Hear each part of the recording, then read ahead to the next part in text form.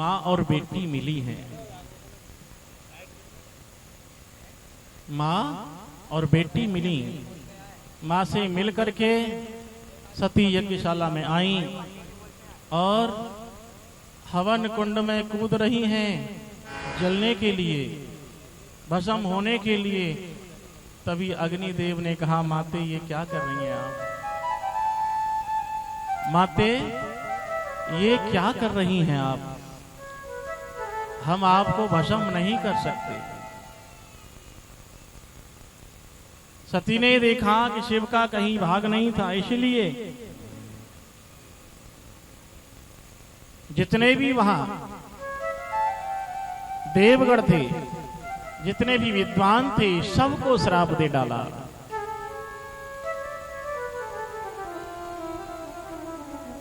अग्निदेव ने बहुत प्रार्थना की, माते हम आपको जला नहीं सकते। अग्निदेव ने तो नहीं जलाया। फिर सती ने सोचा कि मैं किसी को क्यों दोष लगाऊं। खुद ही सती ने अपने दाहिने पैर के अंगूठे से योग अग्नि को उत्पन्न किया और सती उसमें भस्मीभूत हो जाती हैं। शिवगणों ने अपनी माता को जलता देख करके यज्ञ को विध्वंस कर दिया। इधर शिवजी ने सोचा सती क्रोध में गई हैं, कहीं कुछ अनर्थ ना हो जाए, इसलिए वीरभद्र नाम के एक गण को भेजा कि आप जाइए। सती क्रोध में गई हैं, लेकिन जब तक वीरभद्र पहुंचे हैं सती का शरीर भस्म हो चुका था। वीरभद्र ने महाराज दक्ष का शीश काट दिया। कथा तो बहुत लंबी है, बहुत संक्षेप में करेंगे क्योंकि राम कथा भी आगे बढ़ानी है। तो जिस समय सती ने प्राणों को छोड़ा है, उस समय परम ब्रह्म परमात्मा से प्रार्थना की कि प्रभु अगर दोबारा मुझे जन्म मिले तो मैं शिव की दासी ही बनूं, मुझे शिव ही मिले। इसलिए कभी कभी हमारी जो अंतिम सोच होती है उसी के अनुसार हमें पुनर्जन्म मिलता है, यानी दोबारा हमें जन्म मिल जाता है। उसी सोच के कारण सती को पुनः महाराज हिमांचल के यहां पुत्री के रूप में जन्म मिला। बड़ी उम्र में हिमालय के यहां श्रद्धा पुत्री ने जन्म लिया है। राजा हिमांचल धन्य बन गए। इसका अर्थ यह होता है कि श्रद्धा जवानी में ही पैदा होनी चाहिए। श्रद्धा कब पैदा होनी चाहिए? जवानी में पैदा होनी चाहिए। अगर जवानी में श्रद्धा पैदा हुई है तो बुढ़ापे में बहुत सुख मिलेगा। आज के लोग तो बुढ़ापे में पैदा करते हैं, है ना? बुढ़ापे में तो कुछ नहीं हो सकता भाई। आपने बुढ़ापे में श्रद्धा को पैदा किया, भक्ति को पैदा किया, भजन को पैदा किया, तो फिर कुछ होने वाला नहीं है। इसलिए जवानी में करो जो कुछ करना है।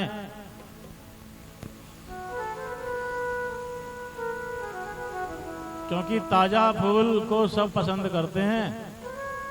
फूल जब ताजा होता है तो खुशबू से भरा हुआ होता है। भगवान पर ताजा फूल चढ़ाया जाता है, बासा नहीं, खुशबूदार चढ़ाया जाता है। और बुढ़ापे में तो बदबू आने लग जाती है ना। तो आप फिर भजन करोगे या खुद के शरीर को संभालोगे? अपना शरीर संभालना भारी पड़ जाता है बुढ़ापे में साहब। इसलिए जो कुछ भी कमाना है वो जवानी में कमा लो, है ना? तो बुढ़ापे में बहुत काम आएगा साहब। जितने भी महापुरुष हुए हैं जवानी में ही भक्ति की है, जवानी में ही भजन किया है साहब, बुढ़ापे में नहीं किया कुछ भी, क्योंकि बुढ़ापे में तो होता ही नहीं। का कहूं भाग हिमाचल के, जो हिमाचल बीच हिमाचल आई, चारन चार सुचंचु पखी पुनि तारन तार तरन लगाई। मंगल आनन मंगल आन समान सुमंगल साज सजाई। मात के नात पे बाल बिनोद जात रसी लहु देन बधाई। जय हो। आनंद हो गया, बहुत बड़ी उम्र में जवानी में श्रद्धा पैदा हुई है, भक्ति पैदा हुई है, इसलिए आनंद हो रहा है।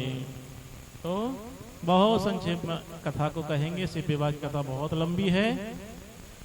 धीरे धीरे श्रद्धा बड़ी होने लगी है, और जब श्रद्धा बड़ी होती है, बलवान होती है, तो संत अपने आप आ जाते हैं। जब आपकी श्रद्धा बलवान बनेगी, श्रद्धा बड़ी होगी, तो संत आपके पास अपने आप आ जाएंगे, क्योंकि श्रद्धालु के पास ही संत आता है, दुष्ट के पास नहीं जाएगा, तो उसे मालूम है।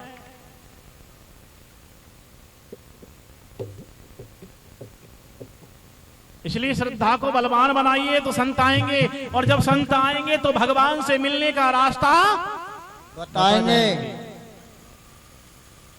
इसलिए राजा हिमांचल की श्रद्धा बलवान बनी, और नारद जी आ गए, और नारद जी ने उस श्रद्धा के लिए शिव तक पहुंचने का मार्ग बताया कि तुझे शिव मिलेंगे कैसे।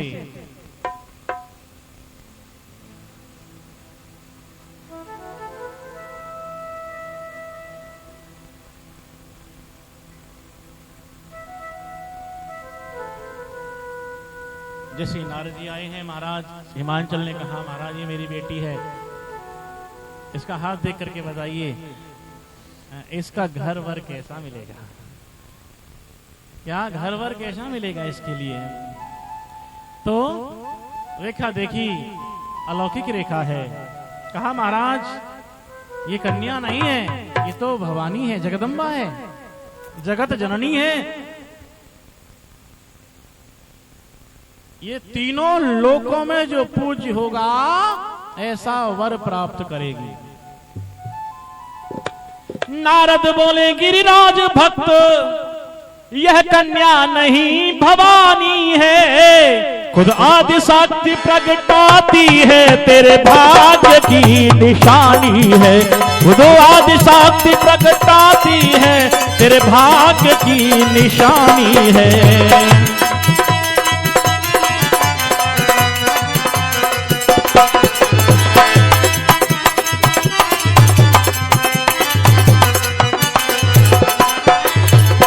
त्रैलोक्य पूज बर पाएगी,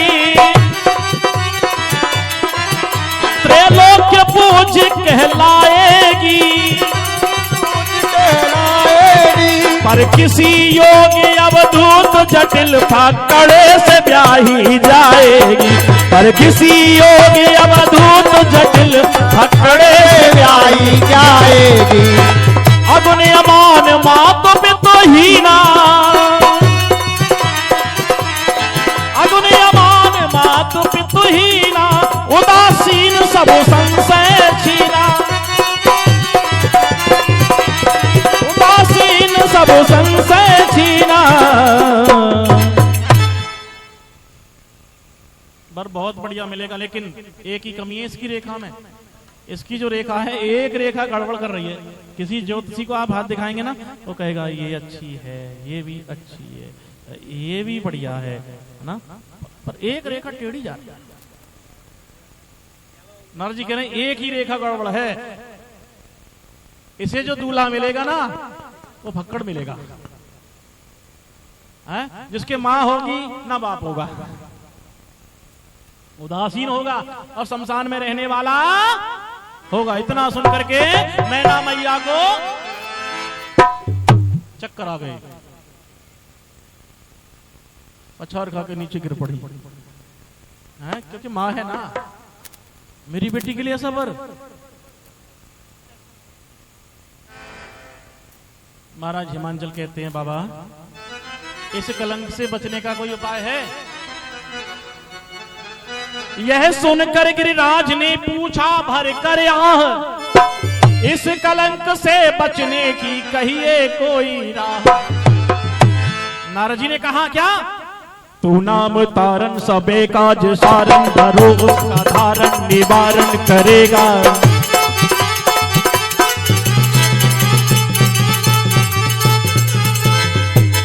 नारद जी ने कहा, महाराज सुनिए, तू नाम तारण सबे काज धारण,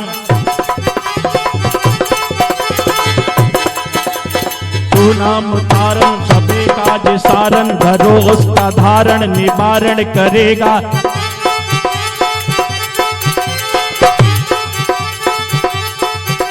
न था दांत बांको, न था दांत बांको, दिया दूध मां को, खबर है खुदा को सबर वो धरेगा।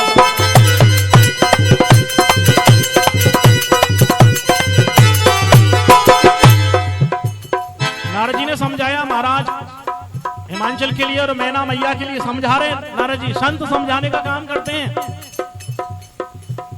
न था दांत बांको, दिया दूध मां को, जब दांत नहीं तब दूध दियो। बालक पैदा बाद में होता है भाई, है ना? बालक पैदा बाद में होता है, पहले उसके खाने की व्यवस्था भगवान कर देते हैं ना। माँ की छाती में दूध पहले आता है, बालक बाद में पैदा होता है।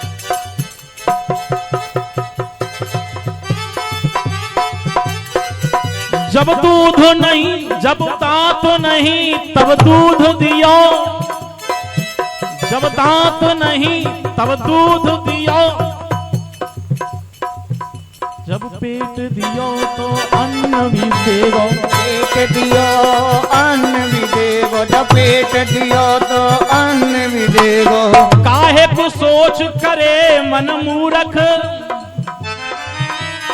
काहे को सोच करे मन मूरख, क्या वो पावर तो को न देगो, क्या वो पावर तो को न देगो, क्या वो पावर तो को न देगो।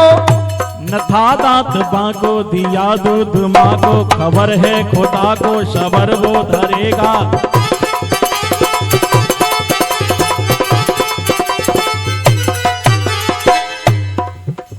तेरा ढूंढ सीना मिटा दिल का कीना, जिन्हें पेट दीना वो आपे भरेगा। मुरादम कहे जो मुकद्दर के अंदर, जिसे टांक मारा न टारे टरेगा, जिसे टांक मारा न टारे टरेगा।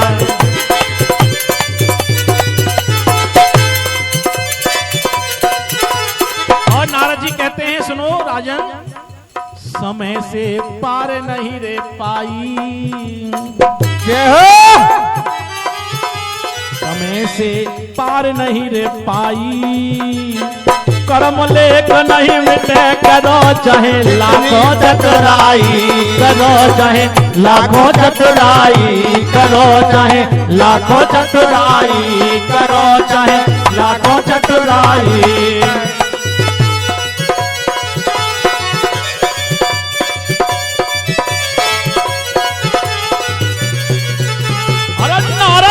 ऐसे बात कही, अरे नारद ऐसे बात कही, गिरपति अपना भाभी पर तो कोई काज नहीं रे भैया, कोई काज नहीं।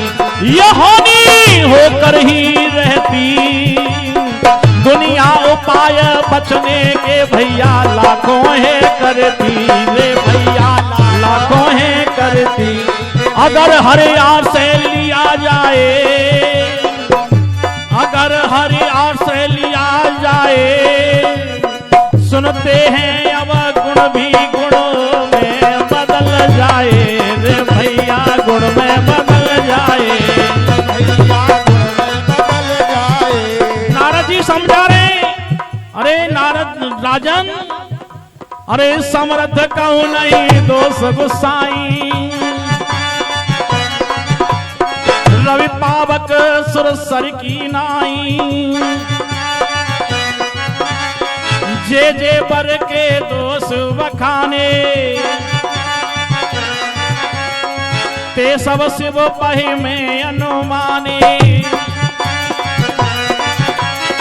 जो विवाह शंकर सन होई, 200 गुण समो के सब कोई, जो तप करे कुमार तुम्हारी, भाभी हूं मेट सके त्रिपुरारी,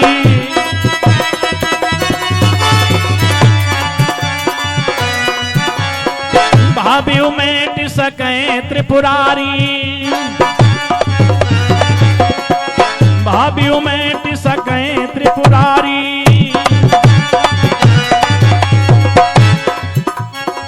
जगपि अनेक बर जग माही, यही कैसे बतज दूसर नाही।